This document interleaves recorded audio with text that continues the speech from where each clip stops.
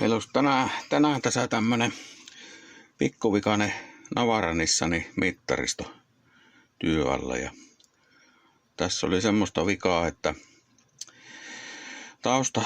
taustavalot täällä oli mykkänä ja oli polttanut sulaketta.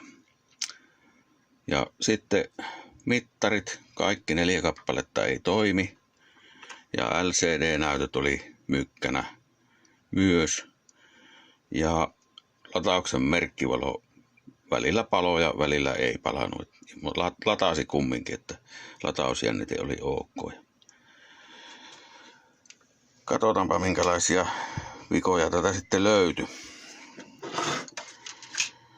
No tää taustavalohomma oli semmonen, että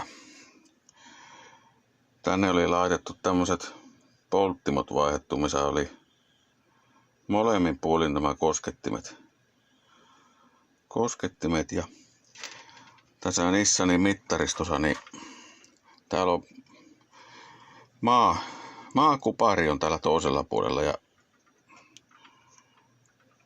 se kosketi on rapannut tuo jepin rikki ja sittenhän siinä käy niin, että se on oikosulkuja.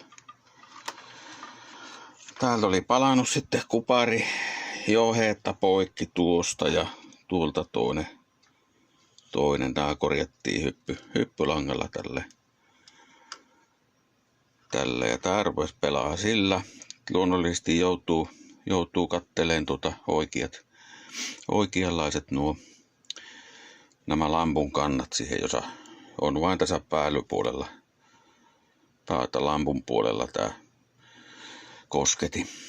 kosketi ja toisella alapuolella ei ollenkaan sitten.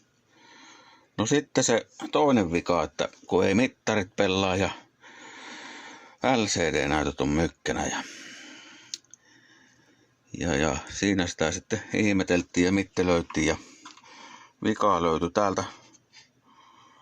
Täällä on muutama vastus täällä ja diode ja konkan jalka oli irti. Näissä oli kylmäjuotoksia näissä. Samaten tuolla on noita nollaohmi hyppyvastuksia, niin näissä oli lämpö tehnyt tepposia. Nämä lämpeni aika reilusti autossa paikallaan silloin, kun pani virran päälle, eli palo silloin näitä kaikki varoitusvalot palo täällä. Niin näiden kautta varmaan meni sinne pikkusen virtsua, niin nämä oli aika lämpimät siinä kohtaa. Jäähtyvät sitten, kun laittoi auton käyntiin, että merkkivalotkin sammui. Siinä on lämpö irrottanut juotoksen kuparista. Ja tämmöisillä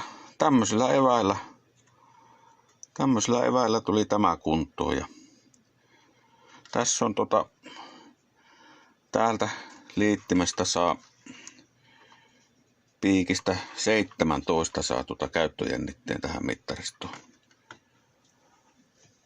mittaristoon niin saa pöydällä tämä käyntiin tämän mittaristo. Tämmönen, että jos sulla tämmöiset viat on, niin nuista voisi kokeilla, että onnistuuko korjata.